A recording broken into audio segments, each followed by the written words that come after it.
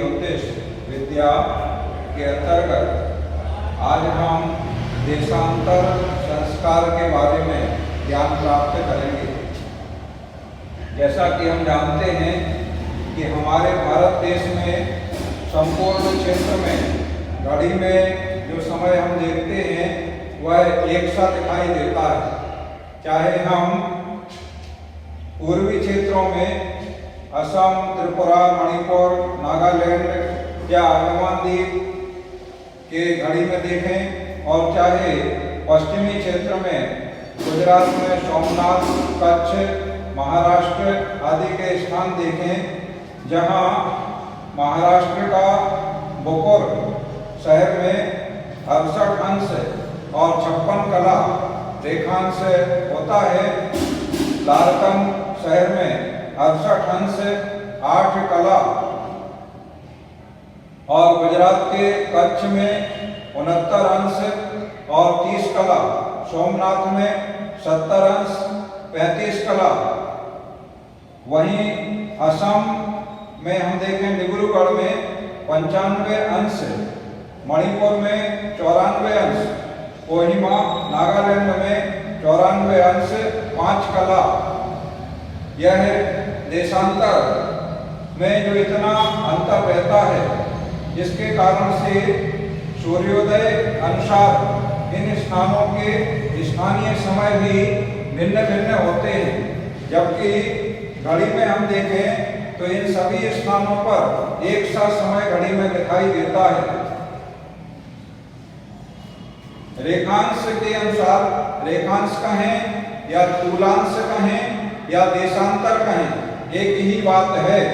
तो रेखांश के अनुसार हमारे देश का जो स्टैंडर्ड टाइम निर्धारित किया गया है वह 82 अंश और 30 कला पर निश्चित किया गया है।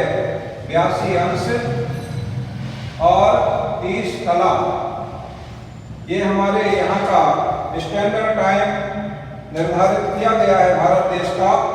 82 अंश और 30 कला पर जो सूर्योदय के अनुसार समय होता है, जिसे स्थानीय समय कहते हैं, उसी स्थान पर यही स्टैंडर्ड टाइम भी होता है। लेकिन शेष स्थानों पर स्टैंडर्ड टाइम अलग होता है जो घड़ी में हम देखते हैं, और लोकल टाइम जिसे स्थानीय समय कहते हैं, सूर्य घड़ी के अनुसार उसमें भिन्नता होती है। यह जो अंतर है, इस अंतर को दूर करने के लिए देशांतर संस्कार करने का विधान ज्योतिष शास्त्र में किया गया है। और किस प्रकार हम करते हैं, आइए यहाँ पर हम जानते हैं। क्योंकि ज्योतिष शास्त्र में जन्म पत्रिका का जब हम निर्माण करते हैं तो स्थानीय समय की आवश्यकता हमें होती है, और वह स्थानीय समय निकालने के लिए पंचांग में जो सूर्योदय का समय दिया गया है, दिनमान आदि दिए गए हैं, वो एक स्थान विशेष के रेखांश के अनुसार होते हैं। जैसे हम बात करते हैं, हमारे पास जो पंचांग है ये श्री महावीर पंचांगम, ये बनारस के रेखांश के अनुसार तैयार किया गया है। और बनारस का रेखांश 83 अंश 0 कला है। अब हमारा शहर कितने अंश और कितने कला रेखांश पर स्थित है, उसके अनुसार हमें अपने शहर का स्थानीय सूर्योदय इस प्रकार बनाने के लिए देशांतर संस्कार की आवश्यकता है। हम भोपाल शहर को लेकर के चलते हैं। भोपाल शहर का रेखांश 77 अंश और 30 कला है। भोपाल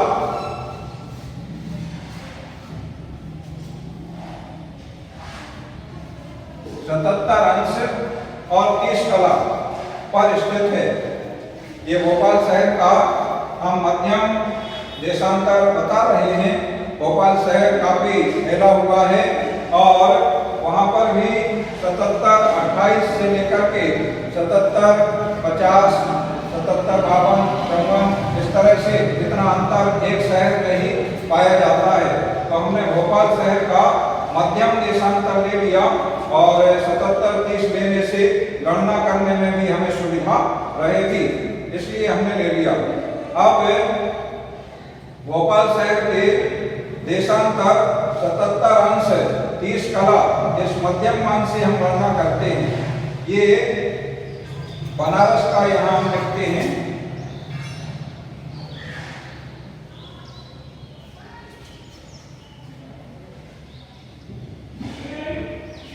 बनारस का रेखांश है 83 अंश 0 कला, माने 83 अंश पर बनारस शहर स्थित है देशांतर पर। अब भोपाल 77 अंश 30 कला पर है और बनारस 83 अंश पर है। बनारस के अनुसार इस महावीर पंचांग में जो सूर्योदय का समय दिया है उसकी अपेक्षा भोपाल का देशांतर कम है, इसलिए भोपाल में सूर्योदय पहले होगा। अब कितने पहले होगा ये हम देखें। एक देशांतर के अंतर पर 4 मिनट का अंतर आ जाता है। एक अंश यहाँ पर 83 अंश है, तो 83 अंश पर सूर्योदय का समय हम देखें तो यहाँ आज 18 अक्टूबर तो सूर्योदय 6:18 पर हो रहा है। बनारस में सूर्योदय 6:18 पर।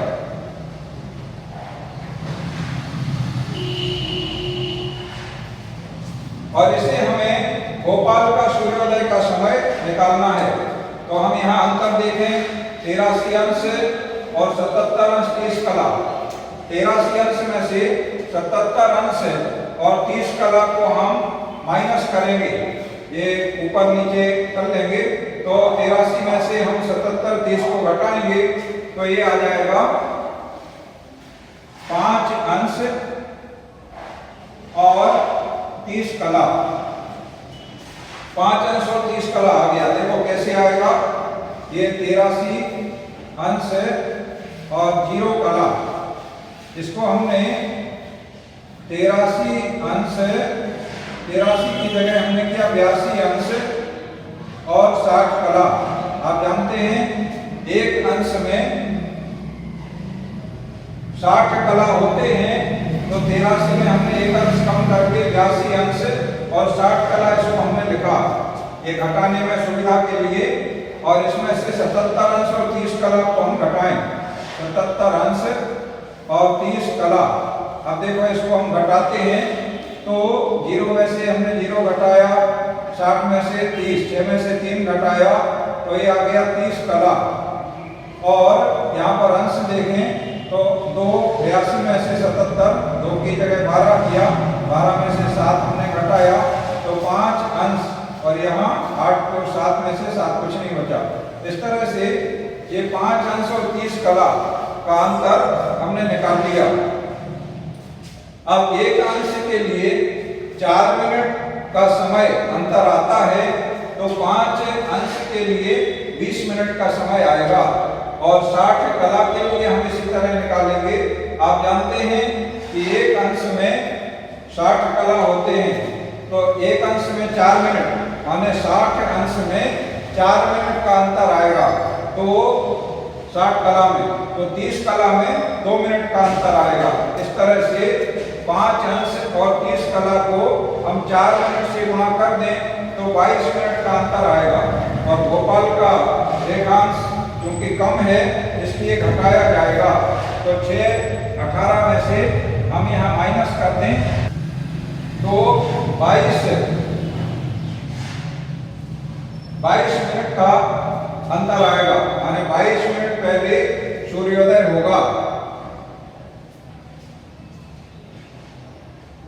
6:18 में से हमने 22 को घटाया, तो घटाने का तरीका भी आप देख लें किस तरह से घटाएंगे। देखिए यहाँ हम घटा के बताते हैं। 6:18, इसको 6:18 में से क्योंकि हमें 22 मिनट घटाना है, माइनस 0:22, तो कैसे घटाएंगे। 6 घंटे और 18 मिनट, इसको हम ऐसे लिखेंगे, 1 घंटा ले लेंगे तो 5 घंटे और 60 मिनट, 1 घंटे का 60 मिनट हो गया और 18 मिनट उसमें हमने जोड़ दिया तो 5 घंटे 78 मिनट हो गया और इसमें से माइनस, अब हम आसानी से 22 मिनट घटा लेंगे।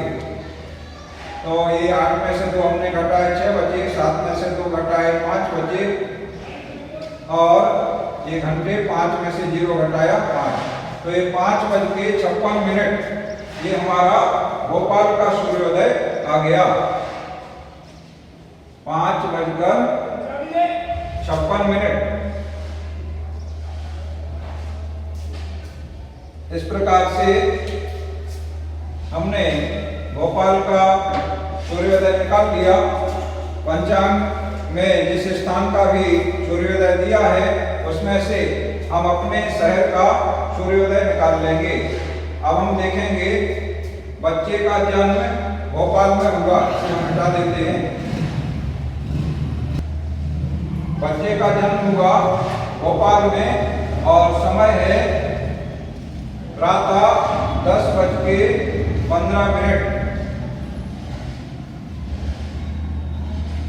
भोपाल में जन्म 10:15 AM, 18 अक्टूबर 2020। ये भोपाल में जन्म है। अब इस जन्म समय में हमें देशांतर संस्कार करना है। तो देशांतर संस्कार कैसे करेंगे, अब आप देखिए। जो ये 10:15 समय बताया जा रहा है, ये हमारे देश का जो घड़ी में समय निर्धारित होता है वह है स्टैंडर्ड समय।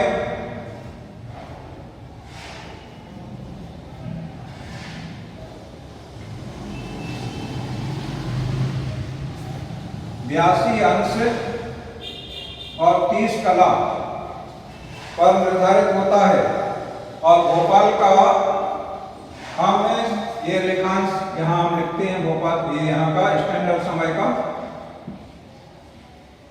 रेखांश और भोपाल का हम देखते हैं रेखांश।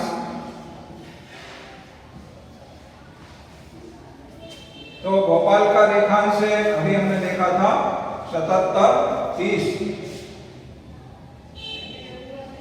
77 अंश 30 कला, ये भोपाल का रेखांश है। तो इनका हमने अंतर निकाला। स्टैंडर्ड समय का रेखांश 82:30 और भोपाल का रेखांश 77 अंश 30 कला। इनका अंतर हमने माइनस किया तो ये आ गया 5 अंश और 0 कला।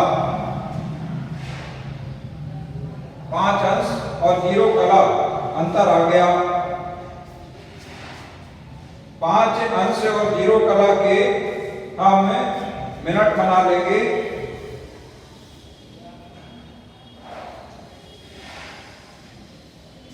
और इसे हम स्टैंडर्ड समय में से घटा देंगे। स्टैंडर्ड समय हमारा है भोपाल में जन्म 10:15 पर और देशांतर है हमारा 5 अंश का और 1 अंश के लिए 4 मिनट, तो 5 अंश के लिए 20 मिनट का अंतर आएगा। अब देखें हम यहाँ घटा लेते हैं 10:15 और 10:15 में से हमें 20 मिनट घटाना है, माइनस 0 घंटा और 20 मिनट। कैसे घटाएंगे हम, तो हम यहाँ 15 कम है और 20 मिनट घटाना है ज़्यादा है, तो हम 10 घंटे में से 1 घंटा इस तरफ मिनट बना के ले लें।